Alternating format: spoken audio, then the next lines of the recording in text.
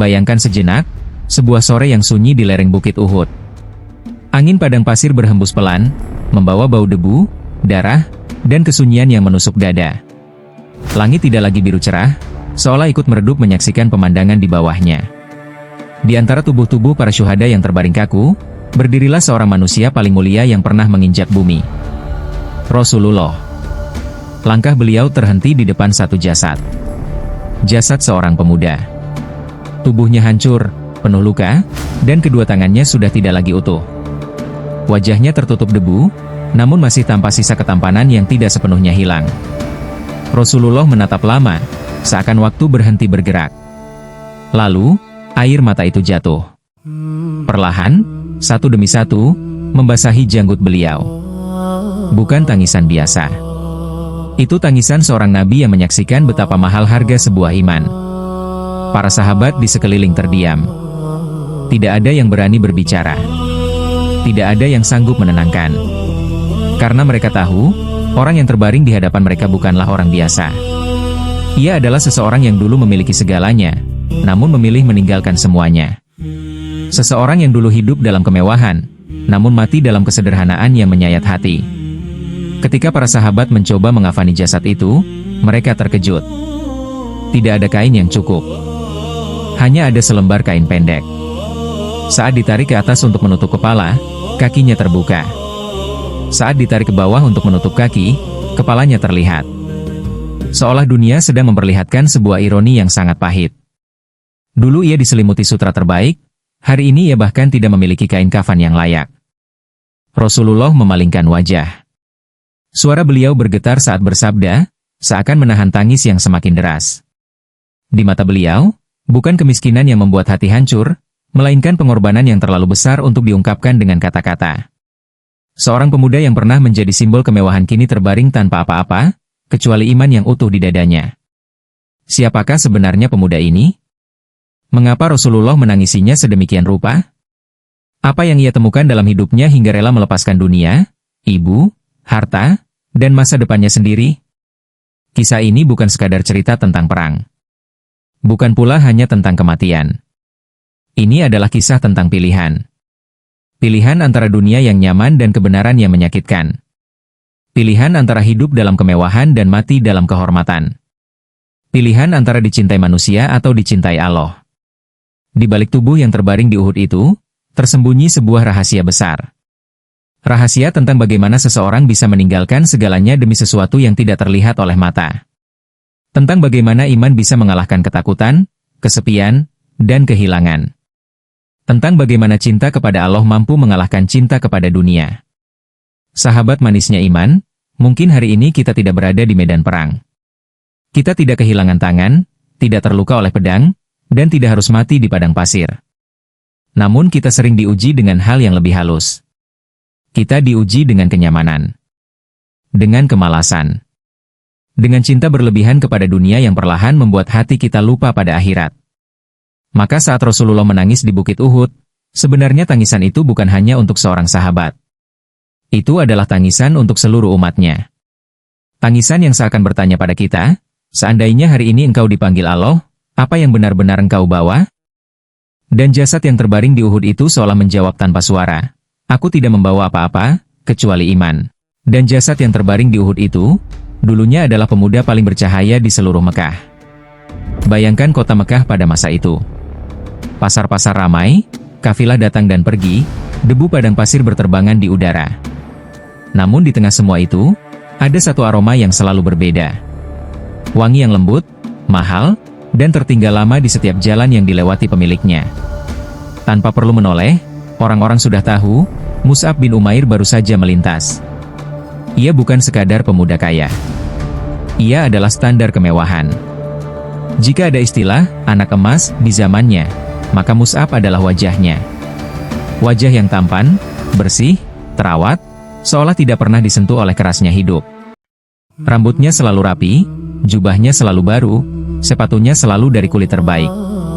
Setiap langkahnya mengundang tatapan kagum dan bisikan iri. Ibunya, Hunas binti Malik, adalah salah satu wanita terkaya di Mekah. Cintanya kepada Mus'ab begitu besar hingga berubah menjadi perlindungan yang berlebihan. Ia memastikan putranya tidak pernah merasakan susah, tidak pernah kekurangan, tidak pernah menyentuh kasar dunia. Semua yang Mus'ab inginkan selalu tersedia sebelum ia sempat meminta. Di rumah mereka, makanan terbaik terhidang setiap hari. Pakaian Mus'ab didatangkan dari negeri-negeri jauh. Parfumnya bukan sembarang wangi, melainkan wewangian mahal yang hanya dipakai para bangsawan. Bahkan cara jalannya pun berbeda, penuh percaya diri, seolah dunia memang diciptakan untuk melayaninya. Para pemuka Quraisy menjadikannya simbol kejayaan anak muda. Para wanita menyebut namanya dalam doa dan angan-angan. Para pemuda meniru gaya pakaiannya. Mus'ab hidup dalam lingkaran pujian yang tidak pernah putus. Jika ada manusia yang tampak paling bahagia di Mekah, maka dialah orangnya. Namun di balik semua kilau itu, ada sesuatu yang tidak terlihat oleh mata. Ada ruang kosong di dalam dadanya. Di tengah pesta, ia sering terdiam. Di tengah tawa, ia merasa asing. Hatinya mulai bertanya tentang makna, tentang tujuan, tentang hidup yang terasa terlalu penuh, namun sekaligus terlalu hampa. Ia melihat patung-patung berhala yang disembah kaumnya. Ia melihat manusia bersujud kepada batu yang tidak bisa mendengar, tidak bisa menjawab, dan tidak bisa menyelamatkan siapapun. Dalam hatinya, muncul kegelisahan yang sulit dijelaskan. Seakan ada suara halus yang berkata, ini bukan kebenaran yang kau cari. Mus'ab mulai menyadari bahwa kemewahan tidak selalu berarti kebahagiaan. Bahwa harta tidak selalu membawa ketenangan. Ia dikelilingi segalanya, tetapi jiwanya terasa sendirian. Seperti burung dalam sangkar emas, indah dari luar, namun sesak di dalam. Malam-malamnya menjadi sunyi. Di balik kasur empuk dan bantal lembut, Mus'ab sering menatap langit Mekah yang gelap. Ia bertanya pada dirinya sendiri, apakah hidup hanya tentang makan enak, pakaian indah, dan pujian manusia? Dan tanpa ia sadari, di balik kegelisahan itu, Allah sedang menyiapkan sebuah pertemuan. Sebuah pertemuan yang akan meruntuhkan seluruh dunia lamanya. Sebuah pertemuan yang akan mengubah sang Golden Boy Mekah menjadi seorang pengembara iman. Karena terkadang, sebelum seseorang dipanggil menuju cahaya, Allah terlebih dahulu membuat hatinya lelah terhadap kegelapan yang selama ini ia anggap sebagai terang. Karena terkadang, sebelum seseorang dipanggil menuju cahaya, Allah terlebih dahulu membuat hatinya lelah terhadap kegelapan yang selama ini ia anggap sebagai terang. Malam itu, Mekah tampak lebih sunyi dari biasanya. Jalan-jalan mulai sepi, suara pasar mereda, dan hanya lampu-lampu kecil yang menerangi lorong sempit di sekitar Bukit Syafa. Di tengah kesunyian itulah, Mus'ab bin Umair melangkah pelan, menyembunyikan jubah sutranya di balik gelap. Untuk pertama kalinya dalam hidupnya, ia berjalan bukan untuk dipuji, melainkan untuk mencari sesuatu yang tidak bisa dibeli dengan harta. Desas-desus tentang seorang lelaki bernama Muhammad telah lama sampai ke telinganya. Seorang yang mengaku membawa wahyu dari langit.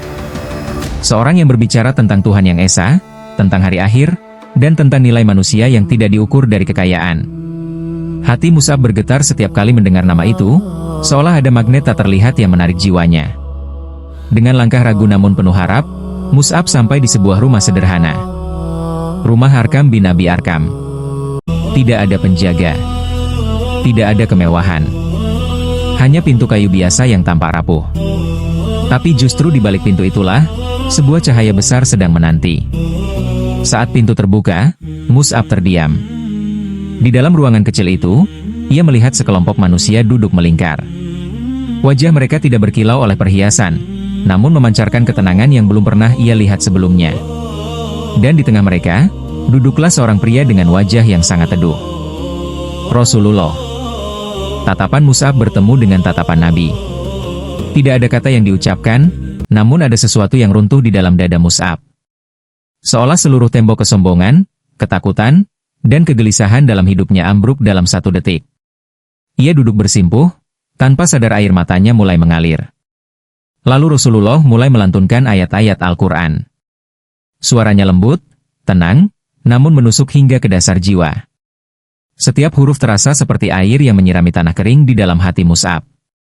Ayat-ayat tentang keesaan Allah, tentang kematian, tentang kehidupan yang hanya sementara, dan tentang kebenaran yang tidak bisa ditawar. Mus'ab gemetar. Bukan karena takut, tapi karena merasa pulang.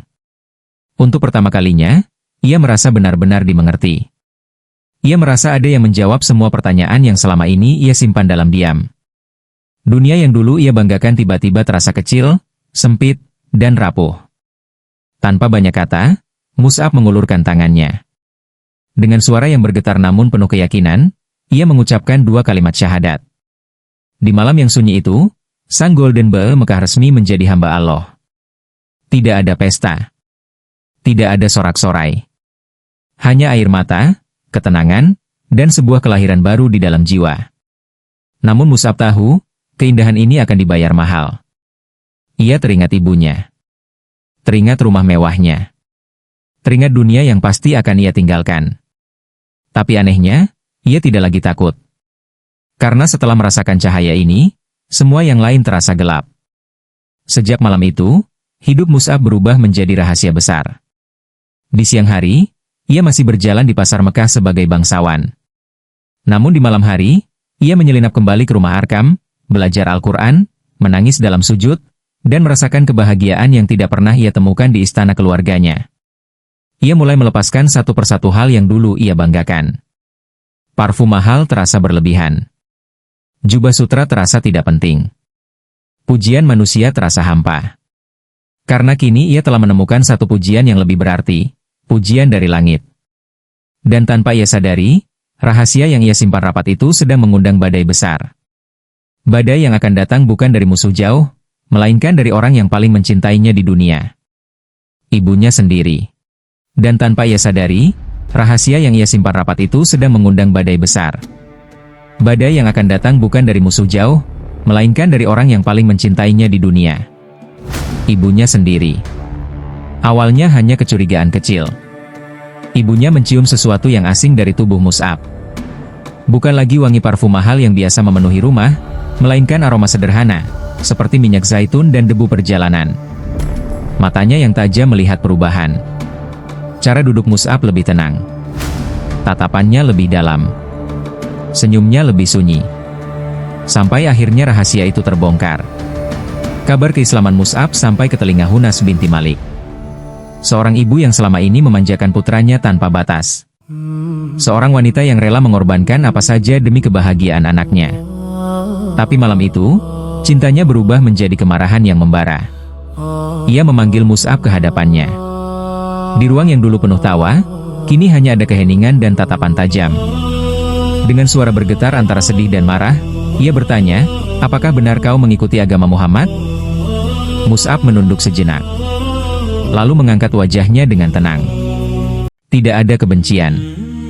Tidak ada perlawanan. Hanya kejujuran.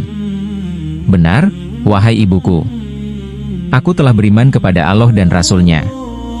Kata-kata itu seperti pisau. Hunas menjerit. Tangisnya pecah. Ia memukul dadanya sendiri, seolah anak yang ia besarkan telah mati. Baginya, ini bukan sekadar perbedaan keyakinan. Ini adalah pengkhianatan terhadap keluarga, terhadap tradisi, terhadap seluruh dunia yang telah ia bangun. Maka dimulailah ujian paling kejam dalam hidup Mus'ab. Bukan oleh orang asing, melainkan oleh tangan yang dulu membelainya. Ia dirantai. Dikurung di sebuah ruangan gelap. Dihilangkan semua kenyamanan. Tidak ada lagi makanan enak. Tidak ada lagi pakaian indah. Yang ada hanya lapar, dingin, dan kesepian. Ibunya berharap, penderitaan itu akan memaksanya kembali. Berharap kelaparan akan mengalahkan iman. Berharap air mata akan membuatnya menyerah. Tapi yang tidak ia tahu, iman Mus'ab justru tumbuh dalam kesunyian itu. Di dalam ruangan sempit, Mus'ab menangis bukan karena sakit, tapi karena rindu. Rindu pada Allah. Rindu pada ayat-ayat yang pernah ia dengar di rumah Arkam. Ia mengulang-ulangnya dalam hati, seperti pelita kecil di tengah gelap. Setiap malam, ia berbisik pada dirinya sendiri, jika ini harga dari kebenaran, maka aku rela. Tubuhnya melemah, tapi jiwanya menguat. Dunia lamanya runtuh, namun dunia barunya semakin nyata. Akhirnya, Mus'ab berhasil melarikan diri. Dengan tubuh kurus, wajah pucat, dan pakaian sederhana, ia berdiri di hadapan Rasulullah. Sang Nabi menatapnya dengan mata berkaca-kaca. Ia hampir tidak mengenali pemuda yang dulu paling mewah di Mekah. Para sahabat terdiam. Ada yang menunduk. Ada yang menangis. Rasulullah bersabda bahwa ia belum pernah melihat seseorang yang lebih dimanjakan di Mekah selain Mus'ab, lalu kini menjadi sekeras ini dalam meninggalkan dunia. Mus'ab tidak membawa apa-apa dari rumahnya. Tidak harta. Tidak pakaian. Tidak perlindungan keluarga. Yang ia bawa hanya satu, iman. Dan dari sanalah, Mus'ab belajar satu pelajaran besar. Bahwa terkadang, cinta yang paling menyakitkan justru datang dari orang yang paling kita sayangi. Dan bahwa iman sejati bukan tentang siapa yang mendukung kita, tapi tentang siapa yang tetap kita pilih, meski seluruh dunia meninggalkan. Dan dari sanalah, Mus'ab belajar satu pelajaran besar. Bahwa terkadang, cinta yang paling menyakitkan justru datang dari orang yang paling kita sayangi. Dan bahwa iman sejati bukan tentang siapa yang mendukung kita, tapi tentang siapa yang tetap kita pilih, meski seluruh dunia meninggalkan. Hari-hari berikutnya, Mus'ab hidup sebagai orang asing di kotanya sendiri. Ia tidak lagi memiliki rumah. Tidak lagi memiliki keluarga. Tidak lagi memiliki jaminan hidup. Yang ia miliki hanyalah Rasulullah dan segelintir sahabat yang sama-sama tertindas. Namun justru di tengah keterasingan itulah, Allah memberinya kehormatan besar. Sebuah misi rahasia. Sebuah tugas yang akan mengubah sejarah umat manusia. Suatu hari, datang sekelompok orang dari Yatsrib, kota yang kelak dikenal sebagai Madinah. Mereka mendengar tentang Islam, tentang Nabi, tentang Al-Quran. Hati mereka tersentuh, namun iman mereka masih rapuh. Mereka butuh seseorang untuk mengajarkan kebenaran secara langsung. Rasulullah memandang para sahabatnya. Lalu pandangannya berhenti pada Mus'ab. Pemuda yang telah meninggalkan segalanya. Pemuda yang telah ditempa oleh kesedihan, pengorbanan, dan keikhlasan. Maka Rasulullah bersabda, Mus'ab bin Umair akan menjadi utusan Islam pertama. Tidak ada upacara perpisahan. Tidak ada bekal harta. Tidak ada jaminan keselamatan. Mus'ab hanya membawa Al-Quran di dadanya dan doa Rasulullah di punggungnya. Ia meninggalkan Mekah bukan sebagai bangsawan, melainkan sebagai duta langit. Perjalanan menuju Yatsrib penuh risiko. Jalan panjang, ancaman perampok, dan kemungkinan dibunuh kapan saja. Tapi Mus'ab melangkah tanpa ragu. Karena kali ini, ia tidak berjalan untuk dirinya, melainkan untuk umat yang belum ia kenal. Di Yatsrib, Mus'ab tinggal di rumah As'ad bin Zurarah. Ia tidak membangun masjid megah. Tidak mengadakan pidato besar. Ia hanya duduk, berbicara lembut, membaca Al-Quran, dan mendengarkan keluh kesah manusia. Satu persatu, hati mulai terbuka. Ayat-ayat yang dulu menenangkan jiwanya, kini menenangkan jiwa orang lain. Islam menyebar bukan dengan pedang, tapi dengan ketulusan. Suatu hari, dua pemimpin besar Yatsrib datang dengan niat marah. Sa'id bin Mu'adz dan Usaid bin Hudhair. Mereka mendengar Mus'ab dianggap mengacaukan tradisi. Mereka datang membawa kemarahan dan tombak. Mus'ab tidak lari. Ia tidak membela diri. Ia hanya berkata dengan tenang, "Duduklah sebentar. Dengarkan aku. Jika tidak suka, aku akan pergi." Mereka duduk. Mus'ab membaca Al-Quran. Dan seperti yang terjadi pada dirinya dulu, tembok kesombongan runtuh dalam satu malam. Dua pemimpin itu masuk Islam. Dan dalam hitungan hari, hampir seluruh kabilah mereka mengikuti. Yatsrib berubah. Dari kota penuh konflik menjadi kota penuh harapan. Dari tempat pertumpahan darah menjadi tempat persaudaraan. Semua bermula dari satu pemuda yang tidak membawa apa-apa selain iman. Saat Mus'ab kembali ke Mekah untuk melapor, Rasulullah tersenyum. Berita yang ia bawa bukan sekadar kabar baik, melainkan undangan tak langsung bagi hijrah besar umat Islam. Dan Mus'ab, sang anak emas yang pernah dirantai ibunya, kini telah menjadi jembatan bagi ribuan jiwa menuju cahaya. Ia kehilangan dunia, tapi Allah memberinya sejarah. Ia kehilangan dunia, tapi Allah memberinya sejarah. Tahun-tahun berlalu. Mus'ab kini bukan lagi pemuda yang berjalan dengan jubah sutra, melainkan seorang prajurit iman. Tubuhnya kurus, pakaiannya sederhana, namun wajahnya memancarkan keteguhan yang tidak bisa dibeli dengan emas.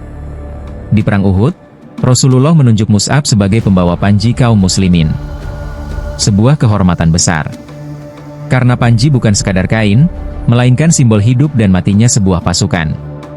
Selama panji berdiri, harapan masih ada. Langit Uhud dipenuhi debu dan teriakan. Pedang beradu. Tombak melayang. Anak panah menembus udara. Di tengah kekacauan itu, Mus'ab berdiri tegak, memegang panji dengan tangan yang gemetar, bukan karena takut, tapi karena beratnya amanah. Ia tahu, jika panji jatuh, semangat umat akan runtuh. Maka ia berdiri seperti tiang terakhir di tengah badai. Musuh mengenali sosoknya. Karena wajah Mus'ab mirip Rasulullah, seorang penunggang kuda bernama Ibnu Kami'ah menyerangnya dengan penuh dendam. Tebasan pertama memutus tangan kanan Mus'ab. Panji hampir jatuh. Tapi Mus'ab menangkapnya dengan tangan kiri. Darah mengalir, membasahi kain putih itu. Namun bibirnya tetap berzikir. Muhammad hanyalah seorang rasul.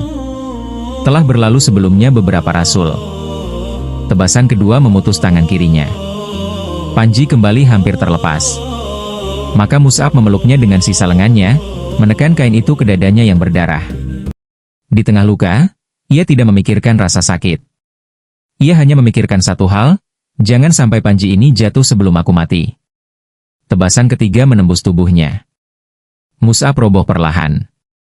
Panji akhirnya jatuh, namun bukan karena ia menyerah, melainkan karena nyawanya telah diambil sepenuhnya. Tubuhnya tergeletak di tanah Uhud, penuh luka, penuh darah, penuh ketenangan. Setelah perang usai, Rasulullah berjalan di antara para syuhada. Satu persatu, beliau menatap wajah-wajah yang tak lagi bernyawa. Hingga pandangannya berhenti pada Mus'ab bin Umair. Beliau terdiam lama. Air mata mengalir di pipinya. Rasulullah melihat jasad yang dulu paling mewah di Mekah, kini bahkan tidak memiliki kain yang cukup untuk menutup seluruh tubuhnya. Jika kepalanya ditutup, kakinya terbuka. Jika kakinya ditutup, kepalanya terlihat. Maka para sahabat hanya menutupi kepalanya, dan menaruh daun-daun di kakinya. Rasulullah bersabda dengan suara bergetar, bahwa dahulu ia melihat Mus'ab di Mekah, tidak ada seorang pun yang lebih mewah darinya. Namun hari ini, ia terbaring tanpa apa-apa selain sehelai kain. Dan saat itu, ayat Al-Quran turun, seolah menjadi penutup hidup Mus'ab. Di antara orang-orang beriman itu ada orang-orang yang menepati apa yang telah mereka janjikan kepada Allah. Mus'ab telah menepati janjinya. Ia tidak kembali ke dunia lamanya. Ia tidak meminta balasan. Ia tidak menunda pengorbanan. Ia datang ke Uhud tanpa harta. Dan pulang ke Allah tanpa dunia. Namun namanya tertulis abadi di langit. Sebagai pemuda yang memegang panji bukan dengan tangan, melainkan dengan seluruh hidupnya. Namun namanya tertulis abadi di langit. Sebagai pemuda yang memegang panji bukan dengan tangan, melainkan dengan seluruh hidupnya. Angin Uhud berhembus pelan, seolah ikut berkabung. Tanah yang basah oleh darah kini menjadi saksi bisu sebuah cinta tertinggi. Di atasnya terbaring jasad Mus'ab bin Umair, tanpa mahkota, tanpa harta, tanpa dunia. Hanya ada satu kain lusuh yang bahkan tidak cukup menutup seluruh tubuhnya. Para sahabat berdiri terdiam. Tidak ada kata yang mampu menggambarkan perasaan mereka. Inilah pemuda yang dulu berjalan dengan parfum termahal di Mekah. Inilah anak bangsawan yang dulu setiap langkahnya disambut kagum. Kini, ia pulang kepada Allah hanya dengan selembar kain. Rasulullah menatap Mus'ab lama sekali. Tatapan itu bukan hanya kesedihan, tapi juga kebanggaan. Seolah beliau sedang berkata dalam diam, engkau telah memilih dengan benar, wahai Mus'ab. Saat kain kafan ditarik, kepala tertutup, kaki terbuka. Saat kain ditarik ke kaki, kepala terlihat. Maka mereka menutup kepalanya dan menutupi kakinya dengan daun. Daun kering. Daun biasa.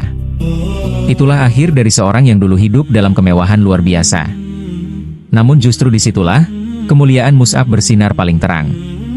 Karena Allah tidak mengukur manusia dari apa yang ia pakai saat hidup, tapi dari apa yang ia lepaskan demi kebenaran. Mus'ab melepaskan ibunya.